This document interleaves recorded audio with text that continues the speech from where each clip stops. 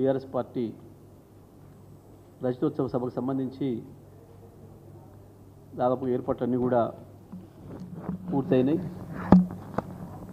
ఎక్కడ ఏ ప్రాంతం నుంచి బయలుదేరినా తెలంగాణలో అక్కడ అలంపూర్ గద్వాల నుంచి కావచ్చు, అటు ఆదిలాబాద్ ఆసిఫాబాద్ నుంచి కావచ్చు, ఇటు కొడంగల్ కోసిగి నుంచి కావచ్చు, అటు భద్రాచలం కొత్తగూడెం నుంచి కావచ్చు, ఏ ప్రాంతం నుంచి బయలుదేరిన వాళ్ళైనా సజావుగా బహిరంగ సభ ప్రాంగణానికి చేరుకోవడానికి కావాల్సిన పద్ధతుల్లో అన్ని ఏర్పాట్లు కూడా చేయడం జరిగింది. నిర్వాహకులందరూ కూడా ప్రతినిత్యం ప్రతి క్షణం కేసీఆర్ గారి పర్యవేక్షణలో అన్ని జాగ్రత్తలు తీసుకుంటూ ఎక్కడ ఎవరికి కూడా ఎటువంటి ఆటంకం కలగకుండా, ఎక్కడ ఎటువంటి ట్రాఫిక్ జామ్లు కూడా కాకుండా ఉండే విధంగా అనేక రూట్లు, అనేక రోడ్డు మార్గాలు, ఎవరైనా రైళ్ల ద్వారా వచ్చే వాళ్ళు ఉంటే కూడా దగ్గరగా ఉండేటట్లుగా ఏర్పాటు చేయడం జరిగింది సభ ప్రాంగణాన్ని. సో దానికి అనేక దారులు కూడా ఉన్నాయి. ప్రత్యేకించి హైదరాబాదు వరంగల్ రూట్లో వాళ్ళు వెళ్ళేవారు ఎవరైతే ఉంటారో జనగామ దాటిన తర్వాత దేవునూరు టోల్ గేట్ వరకు కూడా ఎడమ వైపున వచ్చిన ప్రతి రోడ్డులో ఎక్కడ దిగినా సరే సభా ప్రాంగణానికి చేరుకునే పద్ధతుల్లో రహదారులు ఉన్నాయి. ఎక్కడ కూడా ఇబ్బంది లేదు. స్టేషన్ గన్పూర్ నియోజకవర్గం కావచ్చు, జనగామ నియోజకవర్గాల్లో సంబంధించి ఏ రోడ్డు చూసినా చక్కగా సభా ప్రాంగణానికి చేరుకోవడానికి కావాల్సిన అవకాశం ఉంది.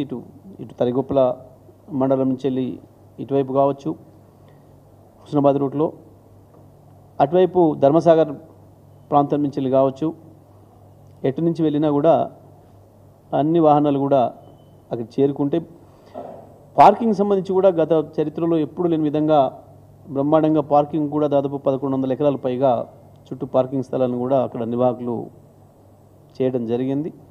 అనేక దారులతో పాటు తిరుగు ప్రయాణంలో కూడా ఎటువంటి ఇబ్బంది లేకుండా చేసినారు. అక్కడ లైటింగ్ ఏర్పాట్లు కూడా మొత్తం పార్కింగ్ ప్రాంతంలో కూడా లైటింగ్ ఏర్పాట్లు కూడా చాలా బ్రహ్మాండంగా చేసినారు. కాబట్టి రావాలనుకున్న వాళ్ళకి ఎవరు కూడా ఎటువంటి ఇబ్బందులు లేకుండా ఉండే విధంగా చేసినారు. అయితే ప్రజల్లో ఒక అద్భుతమైన ఉత్సాహం కనబడుతూ ఉంది. వాస్తవానికి అది మేము బీఆర్ఎస్ పార్టీ రజతోత్సవ సభగా నిర్వహించాలని చెప్పి మా అధ్యక్షులు కేసీఆర్ గారు నిర్ణయం తీసుకొని చేస్తున్న సందర్భంలో ప్రజలు దాన్ని ఒక రకంగా కాంగ్రెస్ వ్యతిరేక సభగా, పార్టీ ప్రభుత్వం దుర్మార్గాలకు వ్యతిరేక సభగా ప్రజలు మార్చుకుంటున్నారు, దాన్ని మలుచుకుంటున్నారు. కాంగ్రెస్ పార్టీకి ఏదైతే ఓటేసి మేము అధికారంలోకి తెచ్చినామని భావించినరో అటువంటి వాళ్ళు ఇంకెక్కువ కసితోని మేము తప్పు చేసినాం, కేసీఆర్ను దూరం చేసుకొని కేసీఆర్ నుంచి విడిపోయి మేము ఆగమైపోయినాం, కాంగ్రెస్ మాటలు నమ్మి అని చెప్పి భావిస్తున్న వాళ్ళు ఎవరైతున్నారో వాళ్ళు ఎక్కువగా ఈ సభకు రావడానికి, స్వచ్ఛందంగా రావడానికి సిద్ధపడుతున్నారు. అనేక చోట్ల మాకు సమాచారం కూడా ఇస్తున్నారు.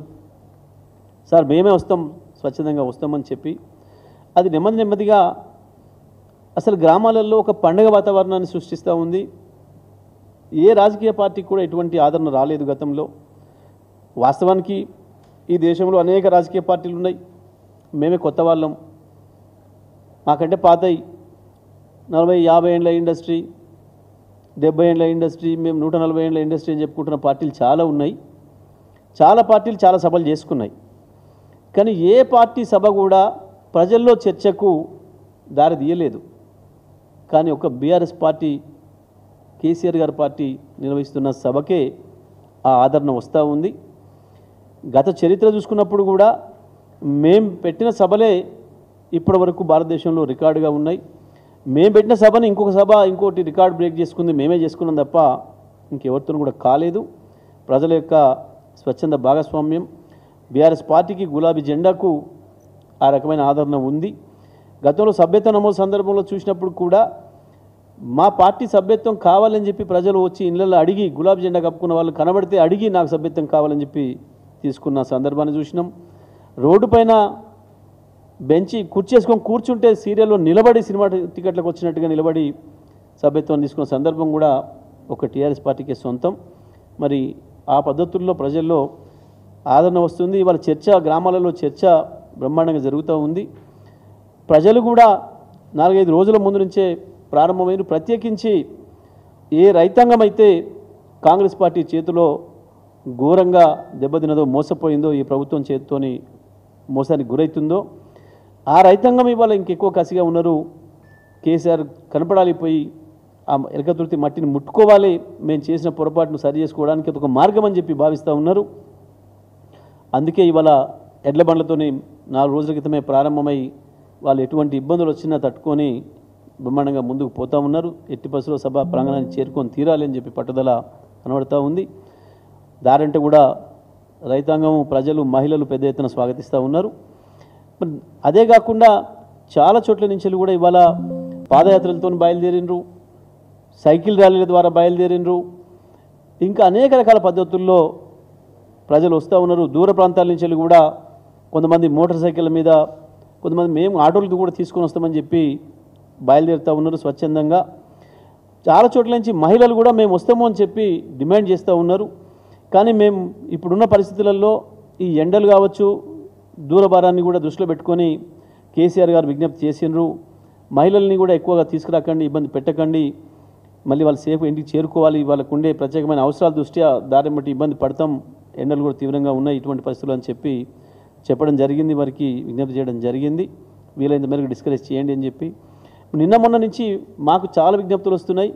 గ్రామాల్లో రైతాంగం 70-80 సంవత్సరాలున్న వృద్ధులు రైతాంగం కూడా మేము వస్తామని చెప్పి అడుగుతున్నారు. సార్ మేము వీళ్ళని ఎట్లా తీసుకురావాలి అని చెప్పి గ్రామాల నుంచి మా కార్యకర్తలందరూ కూడా అడుగుతూ ఉన్నారు. కానీ మేము స్పష్టంగా చెప్తున్నాం, వద్దు, డిస్కరేజ్ చేయండి, ఎండలకు తట్టుకోవడం కష్టమవుతుంది, వద్దని చెప్పి మేము వాళ్ళకి చెప్పడం జరుగుతుంది. వాళ్ళని నివారిస్తూ ఉన్నాం. ఎటువంటి ఇబ్బందులు జరగకుండా ఉండాలి, అందరూ కూడా సేఫ్గా వెళ్ళి రావాలి. కాబట్టి వాస్తవమే ఉత్సాహం ఉంది అందరికీ. కేసీఆర్ గారిని చూడాలి, కేసీఆర్ గారి మాటలు వినాలి, ప్రత్యక్షంగా ఆ సభకు వెళ్ళి రావాలి. అన్నిటికి మించి ఈ సభలో మేము పాల్గొనాలి, మేము భాగస్వాములకు కావాలి అన్న భావన, ఆ ప్రేమ, ఉత్సాహం ప్రజల్లో కనబడుతుంది పెద్ద ఎత్తున. తెలంగాణ వ్యాప్తంగా ప్రతి గ్రామంలో ఈ జిల్లా ఆ జిల్లా అని తేడా లేదు, ఈ తాలూకా ఆ తాలూకా అని లేదు, ప్రతి చోటు నుంచి కూడా ఆ భావన కనబడుతూ ఉంది. కానీ ఇవాళ సరే పాపం కొంతమందికి ఏదో కన్ఫ్యూజన్స్ ఉన్నాయి, ఆగమాగమవుతున్నారు. ఏ పార్టీ ఏ సభ పెట్టుకున్నా ఇంకొక పార్టీ దానిపైన జనరల్గా విమర్శలు చేయదు, మాట్లాడదు. కానీ చాలా ఆశ్చర్యంగా ఏది చేసినా టీఆర్ఎస్ వైపు, బీఆర్ఎస్ వైపే పాపం అందరి చూపు కనబడుతూ ఉంటుంది. మిగతా పార్టీలేదు కూడా సభలు జరుపుకుంటున్నాయి.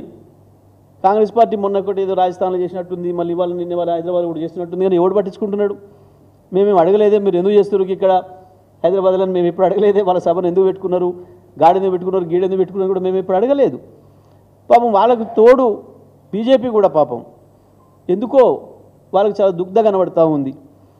అసలు మీకెందుకు ఓడేం టీఆర్ఎస్ఆ బీఆర్ఎస్ఆ అంటాడు? నీకెందుకురా భయ్ అనుమానము? టీఆర్ఎస్ఆ బీఆర్ఎస్ఆ, గులాబీ జెండా కేసీఆర్. కేసీఆర్ సభకు వస్తున్నారు ప్రజలు, కేసీఆర్ సభకు వస్తున్నారు. మీకెందుకు శశవిషయాలు? మీకెందుకు అనుమానాలు? మీకెందుకు? ఎందుకు ఆగమాగమవుతున్నారు? ఎందుకు బట్టలు చింపుకుంటున్నారు? దేని కొరకు? కేసీఆర్ సభ అన్నాడు, వస్తూనే ఉన్నారు కదలికి జనం. ఎవరికి లేదు ఆ పరిస్థితి. ఎందుకు మాట్లాడుతున్నారు, ఎందుకు వణికిపోతున్నారు అని అంటే, ప్రజల్లో వస్తున్న కదలిక, గ్రామాల్లో జరుగుతున్న చర్చ. టీఆర్ఎస్ పార్టీ సభ పెట్టుకుంటే గ్రామాలలో ప్రజలు ఎందుకు ఉత్సాహపడుతున్నారు, ఎందుకు సంతోషపడుతున్నారు? వాళ్ళ దగ్గర బోనాలు, బతుకమ్మ ఉత్సవాలకు వచ్చినట్టు, సమ్మక్క సారక్క జాతరకు వచ్చినట్టు, మేడారం జాతరకు పోయినట్టు, మా లింగమంతుల స్వామి దురాజపల్లి జాతరకు వచ్చినట్లు అట్లా కదులుతున్నారు ప్రజలు. ఆ రకంగా చర్చ జరుగుతుంది గ్రామాలలో. పాపం అది తట్టుకోలేకపోతున్నారు వీళ్ళు. ఎక్కడ కూడా ఏ చిన్న ఇబ్బంది లేకుండా అన్ని ఏర్పాట్లు కూడా చేయడం జరుగుతుంది. దారి మట్టి కూడా ఎక్కడ కూడా ఇబ్బంది లేకుండా, దారులు కూడా చాలా ఎక్కువ దారులు ఉన్నాయి, ఎక్కడ కూడా ఇబ్బంది లేదు. వాలంటీర్లకు కూడా, వచ్చే నాయకులకు, కార్యకర్తలకు కూడా విజ్ఞప్తి చేస్తూ ఉన్నాం. ఇటువైపు ప్రత్యేకించి హైదరాబాద్ రూట్లో వస్తున్న వాళ్ళు ఎవరైతే ఉన్నారో, రంగారెడ్డి కావచ్చు, హైదరాబాద్ కావచ్చు, మహబూబ్ నగర్ కావచ్చు, నల్గొండ జిల్లాలకు సంబంధించి ఈ మొత్తం ఈ ప్రాంతం నుంచి వచ్చే వాళ్ళందరూ కూడా జనగామ, సూర్యాపేట జనగామ రోడ్లో వచ్చేవాళ్ళు కావచ్చు, భువనగిరి దగ్గరికి వచ్చి రోడ్ ఎక్కే వాళ్ళు కావచ్చు, మా వాళ్ళు చిట్యాల ప్రాంతం నుంచి, రింగ్ రోడ్ నుంచి వెళ్ళి గట్కేసర్ ప్రాంతం నుంచి వచ్చేవాళ్ళు కావచ్చు, ప్రత్యేకించి మా ఆలేరుకు సంబంధించి, ఆలేరు భువనగిరికి సంబంధించిన వాళ్ళు కూడా, వాళ్ళు ఈ రోడ్డు కూడా వచ్చే పని లేదు, వరంగల్ హైదరాబాద్ రోడ్డుకు వచ్చే పని లేదు, మధ్యలో నుంచి వెళ్ళి బచ్చనపేట నుంచి వెళ్ళి దగ్గర దారి ఉంది, గ్రౌండ్కు సేఫ్గా చేరుకునే దారి ఉంది, వాళ్ళు ఆ ప్రాంతం నుంచి వెళ్ళి వెళ్ళవచ్చు. కాబట్టి సకాలానికి వెళ్ళాలని చెప్పి అందరూ కూడా విజ్ఞప్తి చేస్తూ ఉన్నాం. చేరుకోవాలనుకున్న వాళ్ళు సమయానికి ఆలస్యమై అందరూ ఒకేసారి వస్తే కొంత గ్రౌండ్లోకి ఎంటర్ అవ్వడానికి సమయం తీసుకుంటుంది. కాబట్టి దూర ప్రాంతాల నుంచి వచ్చే మా వాళ్ళందరూ కూడా సాధ్యమైతే తొందరగా బయలుదేరాలి, ఎట్టి పరిస్థితుల్లో సభను టచ్ చేయాలి అన్న పద్ధతుల్లో ఆ లక్ష్యంతో బయలుదేరాలని చెప్పి అందరూ కూడా విజ్ఞప్తి చేస్తూ ఉన్నాం. సభలో కూడా మంచినీళ్ళు కావచ్చు, చల్ల పాకెట్లకు సంబంధించి కూడా అన్నీ కూడా సరిపోయే ఏర్పాట్లు చేసినారు. అన్నీ కూడా బ్రహ్మాండంగా సాగుతున్నాయి. సభ బ్రహ్మాండంగా విజయవంతం అవుతుంది. మరి వచ్చే కార్యకర్తలు నాయకులందరూ కూడా తగిన జాగ్రత్త తీసుకొని ఎటువంటి చిన్న సంఘటన జరగకుండా సభలోకి రావాలని, దాన్ని విజయవంతం చేసుకొని పోవాలని చెప్పి విజ్ఞప్తి చేస్తూ ఉన్నాం.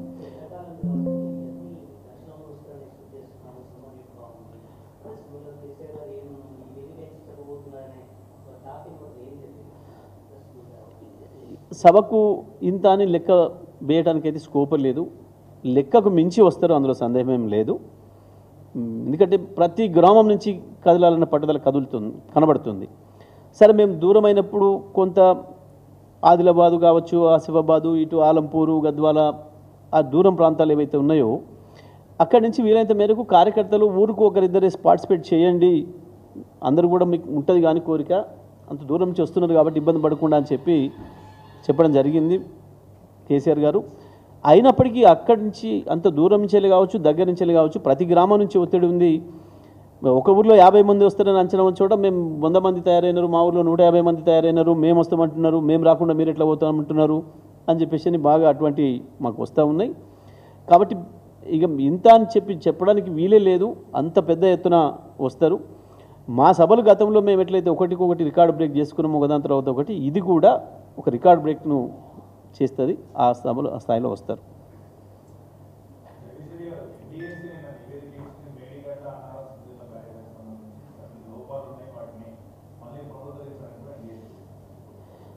ఎవరు ఇచ్చిండ్రు? NDSA. అది కొంచెం స్పెల్లింగ్ మిస్టేక్స్ అవుతున్నట్టున్నారు మీరు. అది NDSA రిపోర్ట్ కాదు, NDA రిపోర్ట్. అది NDA రిపోర్ట్. ఎందుకంటే NDSA రిపోర్ట్ అయితేనేమో అది ఒకటేసారి ఇస్తుంది. కానీ భారతదేశంలో ఇప్పటి వరకు ఎక్కడ ఏం ప్రమాదాలు జరిగినా అసలు NDSA అనేది ఒకటి ఉందనే సంగతి కూడా తెలియదు. మొత్తం ఈ దేశానికి ఒక NDSA అనేది ఒకటి ఉంది అని అడ్రస్ చెప్పింది కాళేశ్వరం మొదటిసారిగా.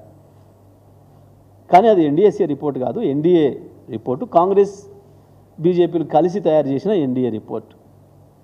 విచిత్రం ఏంటంటే దాంట్లో NDA భాగస్వామ్యం వరకే ఉండాలి, కానీ తెలంగాణ కాంగ్రెస్ కూడా దాంట్లో భాగస్వామ్యం ఉంది ఆ NDA రిపోర్ట్లో. లేకపోతే ఏమైనా బుద్ధి ఉండాలి కొంచెమన్నా. ఆనాడేమో ఎన్నికల ముందు తెల్లారే వరకే ఉరికొచ్చిండ్రు, ఏదో అయిపోయినట్టు. అసలు అది ప్రాజెక్ట్ అనేది ఒకటి కట్టినరా, ఆడ ఉన్నదా లేదా కూడా చూడలేదు వీళ్ళు. ఒకటే పూటలో హైదరాబాద్కి వచ్చి పోయి తెల్లవరకే లీకేజ్ ఇచ్చిండ్రు. ఆ నివేదిక ఎవరికి ఇచ్చిమని కూడా చెప్పలే. మొట్టమొదటి బీజేపీ నాయకులు మాట్లాడారు, తెల్లవారి నుంచి వెళ్ళి ఇక్కడ ఉన్న కాంగ్రెస్ నాయకులు మాట్లాడినారు చాలా స్పష్టంగా. ఏంటిది? కేసీఆర్ని దెబ్బకొట్టాలి. ఇక్కడ మోడీ గారి నాటకంలో భాగంగా ఇచ్చిండ్రు. ఏముంటుంది మరి దాంట్లో? ఇస్తే ఏముంటుంది దాంట్లో?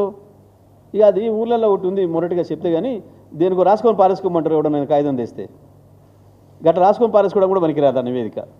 అదో నివేదిక, దానికో ప్రశ్న, దానికో ఆన్సర్ కావాలన్నా? ఏముంటుందో తెలియదా? ఎందుకు వచ్చిందో తెలియదా? ఇప్పుడు అసెంబ్లీ ఎన్నికల ముందు ఒక 2 రోజుల ముందు, పార్లమెంట్కి ఎన్నికలకు ఒక 2 రోజుల ముందు దేని కొరకు చర్చ? ఈ పనికి మాలిన చర్చ తీసుకొచ్చి రేపటి సభనేందో డైల్యూట్ చేస్తామని చెప్పి ఒక పిచ్చి కళలు అంటున్నారు ఇద్దరు కలిసి. బడే బాయ్ చోటే బాయ్ గా మీ డ్రామాలలో పడే పరిస్థితులలో ఏం లేరు. తెలంగాణ ప్రజలకు అంత అమాయకంగా ఏం లేరు. నేను మా వాళ్ళకు కూడా చెప్తా ఉన్నా, ఎవరు దాన్ని పట్టించుకునే పని లేదు. అక్కడ రాసి పారేసుకోవడం పనికొస్తుంది ఆ నివేదిక, ఆ NDA ఇచ్చిన నివేదిక. అది ప్రశ్న కాదు, జవాబు కాదు, అది చర్చనే కాదు. ఒకవేళ అట్లనే కనుక అనుకుంటే ఆ NDSA అనేది ఒకటి ఉండి నిజంగా పనిచేస్తే, మొట్టమొదటిగా గుజరాత్లో కట్టి పూర్తి కాకముందే ప్రారంభోత్సవం నాడే కూలిపోయి 156 మంది చచ్చిపోయారు. గాడికి ఎందుకు పోలేదు ఆ NDSA? ఇప్పటికీ బీహార్ గుజరాత్లలో వరుసగా మేము ఉన్నదే కూలిపోవడానికి మేము కట్టేదే కూలిపోవడానికి అన్నట్టుగా కడుతున్నారు. ఒక్కరోజు ఒక్క చోటికి పోయినట్టు సందర్భమే కనపడలేదు. ఎన్డీఎస్ఏ అనేది ఒక సంస్థ ఉందని, దానికి ఒక్క తెలంగాణలో కాళేశ్వరం కడతారు, అది కూలిపోతుంది, దాని మీద మేము నివేదిక తయారు చేయడానికే ఉన్నాం మేము అన్నట్టుగా, అది అవసరమైనప్పుడు కేవలం ఎన్నికల సందర్భం ఇంకో పొలిటికల్ సందర్భం వచ్చినప్పుడే దాని మీద చర్చ చేయాలన్నట్టుగా అదో పనికిమాలిన నివేదిక. అది ఏం దాని మీద చర్చ కూడా అక్కర్లేదు మనకు ఎవరికి కూడా. అది నిజమే ఎవడన్నా చూపించుకో ఇది ఇచ్చిండని చెప్పినట్టు లేడు. మరి ఉత్తగానే మీడియా మిత్రులకే కలలు వచ్చినట్టు రాత్రిపూట ఏది ముఖ్యమంత్రి వేస్తున్న రైతు బంధులు, రైతు భరోసాలు, రుణమాఫీల సమాచారం వచ్చినట్టు రాత్రిపూట టింగు అని చెప్పి మెసేజ్లు వచ్చినట్టు మరి కొద్దిమంది మీడియా మిత్రులకే వచ్చినట్టుంది రాత్రి కలల. ఎవడు చెప్పిండు? ఏ అధికారి చెప్పిండు? ఎవరికి రిపోర్ట్ సబ్మిట్ చేసిండు? ఎవడు నివేదిక బయట పెట్టిండు? నేను మెరిట్స్లో ఓట్లే. అసలు ఇది చెప్పినోడెవడు, చూసినోడెవడు? వాడు ఇయ్యంగా కిటికీలంగా చూసిండా, వాడు వెంటిలేటర్లంగా చూసిండా? ఇచ్చేటోడు ఇస్తుంటే చూసేటోడు పోయి మీరేమన్నా వినరా? నాకైతే రాలేదు సమాచారం. మరి మీకు ఒకరికన్నా ఉందా? పలానాయన తీసుకొచ్చి పలానాయనకి ఇచ్చిండని ఏమైనా చూసిరా? అది రిపోర్టు. ఇది ఈ శునకానందం క్షణికానందం కొరకు ఓ పనికి మాలిన వార్తలు తీసుకొచ్చి పెడుతున్నారు తప్ప ఏం లేదు దాంట్లో.